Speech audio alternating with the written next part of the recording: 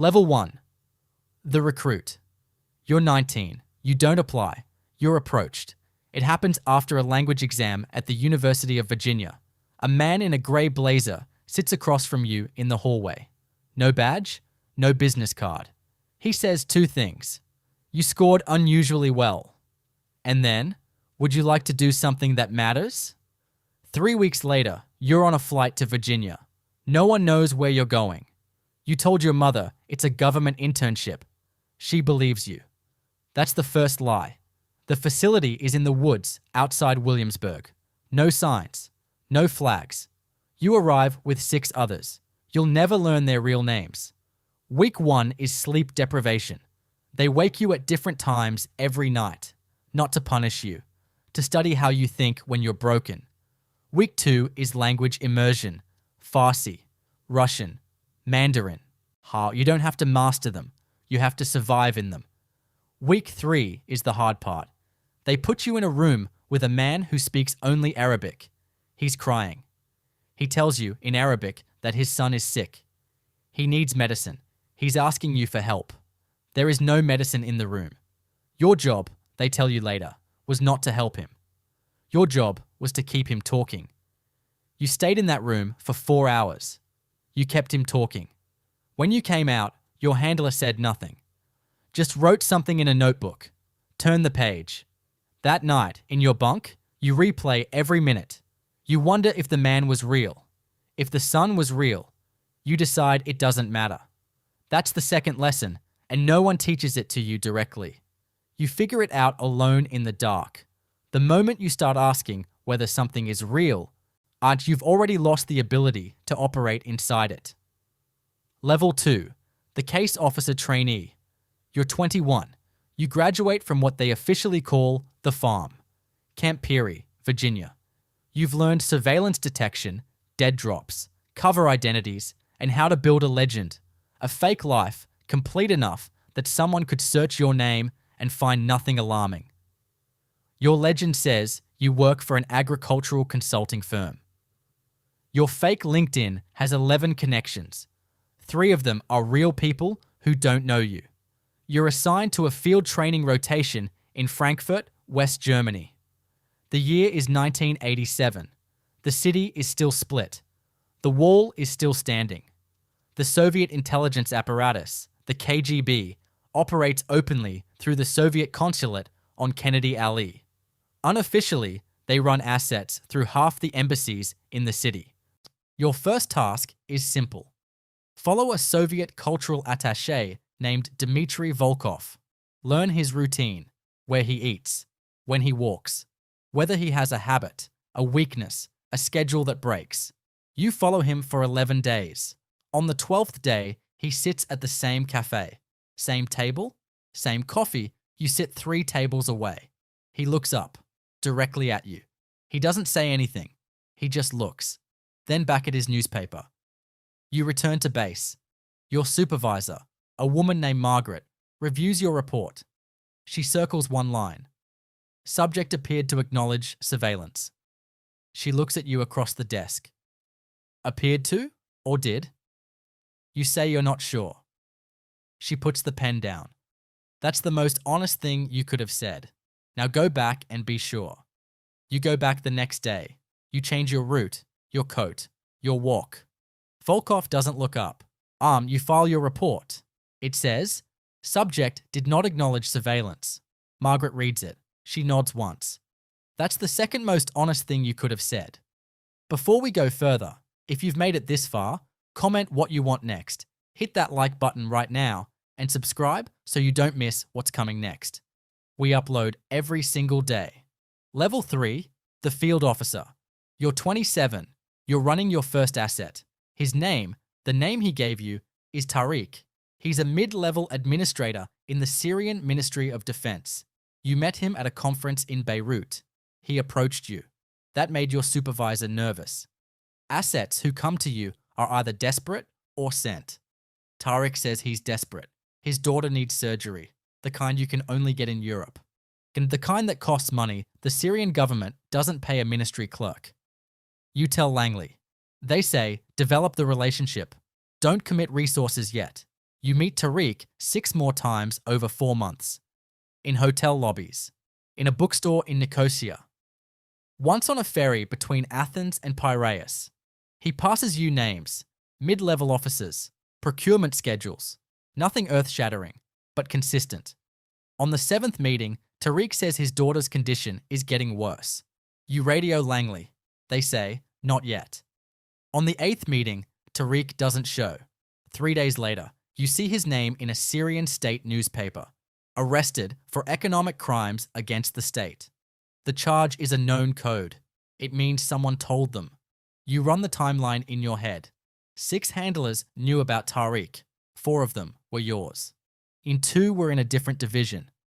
Langley opens an internal review. The review finds nothing. You know that doesn't mean nothing happened. You think about Tariq's daughter. You don't know her name. You were never told her name. That was also intentional. The less you personalize an asset, the easier it is to keep running after they're gone. You understood the logic. You applied the logic. And still, some Tuesday afternoon, years from now, you will be in a meeting and someone will say the word Damascus. And for 1/2 second, you will think about a man in a bookstore in Nicosia who just wanted his daughter to live. Level 4. The operations officer. You're 33. You're no longer following people. You're moving them. You're stationed in Islamabad. The year is 1988. The Soviet-Afghan War is in its final stage. The CIA's Operation Cyclone, the largest covert operation in the agency's history at that point, has been funneling weapons through Pakistan's ISY to the Afghan Mujahideen for 7 years. Billions of dollars. Stinger missiles. Anti-tank weapons. You are one of the people in the middle. Your job is not strategy. Your job is logistics with consequences. You coordinate the movement of equipment from the Pakistani border town of Peshawar into eastern Afghanistan.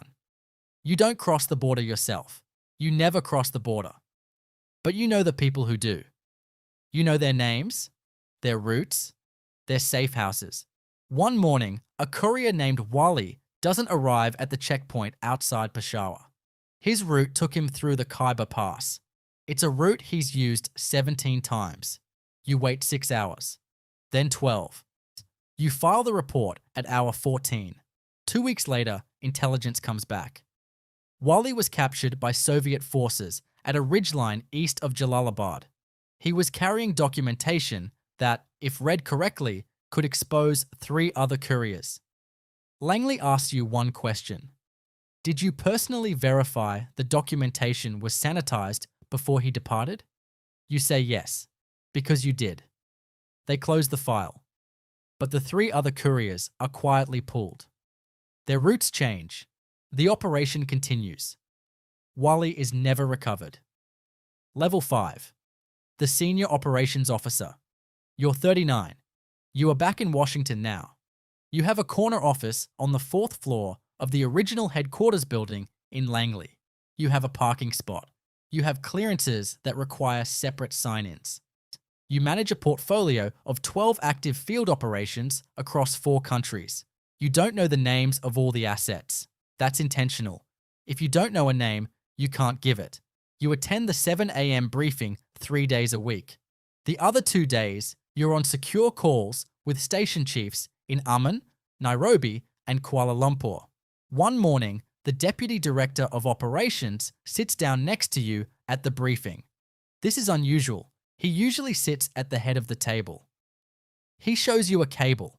A station in Eastern Europe has developed what they're calling a high-value penetration, a source inside Russian military intelligence, the GRU. The source has passed 3 pieces of verified intelligence in 2 months. The DDO wants a senior officer to run the operation personally. He's looking at you. You say yes. Of course you say yes. What they don't tell you at that briefing is that 2 previous officers were assigned this same source. The first was transferred after a security review. The second resigned.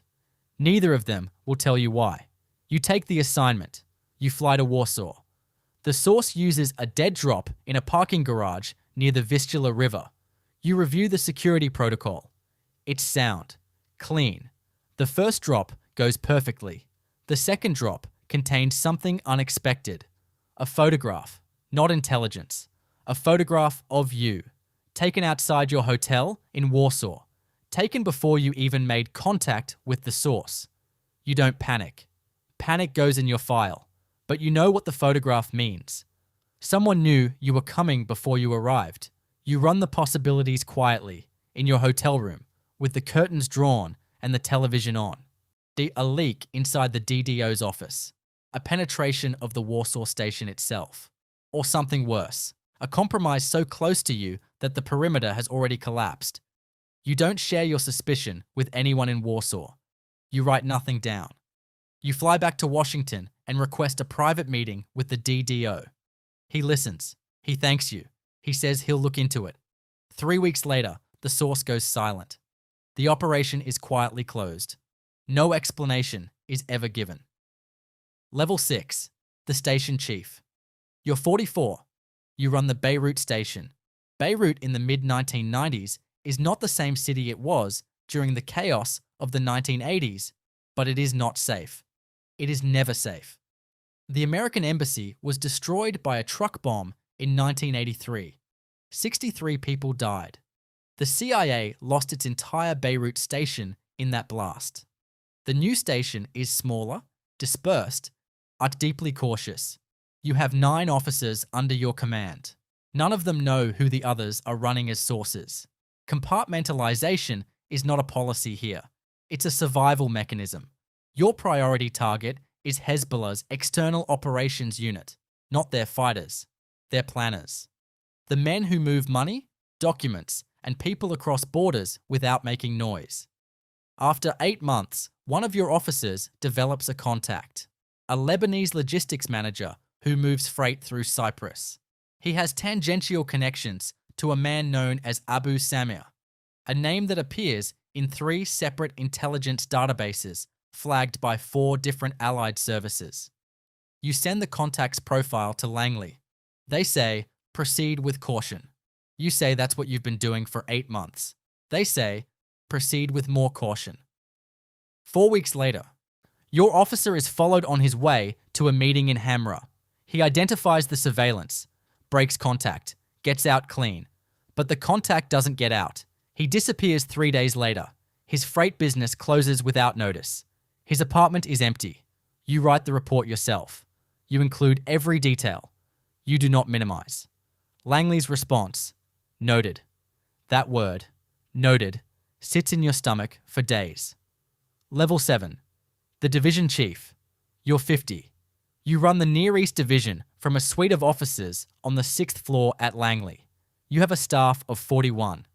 A secure conference room that requires 2 separate badge scans. A direct line to the National Security Council. The year is 2002. The United States is 12 months past September 11th. The pressure inside every division of the CIA is unlike anything you've seen in 28 years. The pressure isn't just to find threats. It's to find them fast, name them clearly, and deliver assessments that give policymakers what they need to act. An analyst on your team produces an assessment on an Iraqi intelligence officer with alleged connections to a chemical procurement network. The assessment is careful. It uses the word possible 7 times. It uses probable twice. It uses confirmed 0 times. A senior official at the NSC calls you directly. He wants the assessment rewritten. He doesn't say that exactly. He says, the language is too hedged. We need clarity. You tell him the language reflects the evidence. He says the evidence is sufficient for clarity. You sit with that conversation for 2 days. Then you call the analyst into your office. You tell her the assessment stands as written. You tell her to document the NSC call in the file. 3 months later, a different assessment from a different division with less careful language is used in a briefing to Congress. You were not consulted. You were not invited. You read the transcript afterward. You recognize the phrases. They're not yours, but they could have been if you had allowed them to be. Level 8. The Deputy Director of Operations. You're 56. You are now the second highest operational authority in the CIA. Your name does not appear in newspapers. When congressional oversight committees call, you send your deputy. When journalists file Freedom of Information requests, your name is redacted from documents that are themselves classified. You oversee every human intelligence operation the agency runs globally. 212 active operations across 61 countries. You know roughly 40% of them in meaningful detail. For the rest, you rely on station chiefs, division heads, and the filtered summaries that travel up through a hierarchy you helped design. You attend the president's daily brief 3 times a week. You sit in rooms where the most consequential decisions of the era are made. Rendition programs, enhanced interrogation policy, black site authorizations. You did not create these programs, but your name is on documents approving their operational parameters. You told yourself at the time that approval was not endorsement, that operational sign-off was distinct from policy judgment. One Tuesday morning, a Senate Intelligence Committee staffer calls your office. A declassified version of a committee report is being finalized. Your name appears in it 37 times. You ask your counsel to review the references. He comes back 2 hours later. He sits down. He doesn't open his folder. He says, "Some of these are accurate, some are not, and you won't be able to publicly dispute the ones that aren't." You sit with that for a long moment. For 30 years, you built a career on the belief that silence was discipline, that what you knew and didn't say was a form of service. Now silence is something else. You think about the men and women who worked for you, the ones who asked hard questions and were quietly moved sideways, the ones who followed orders and were promoted.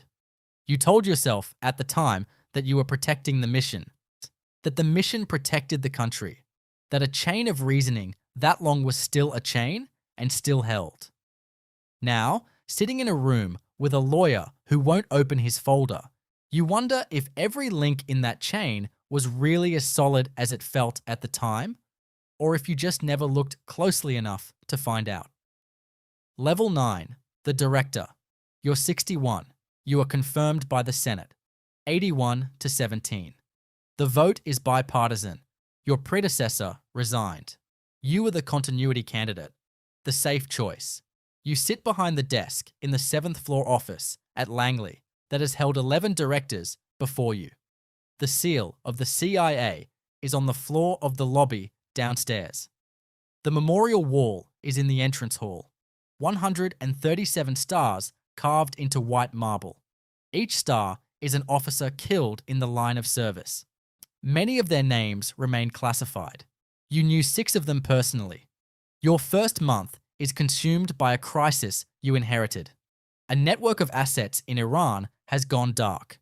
7 sources, no contact for 3 weeks. The counterintelligence team believes there was a penetration.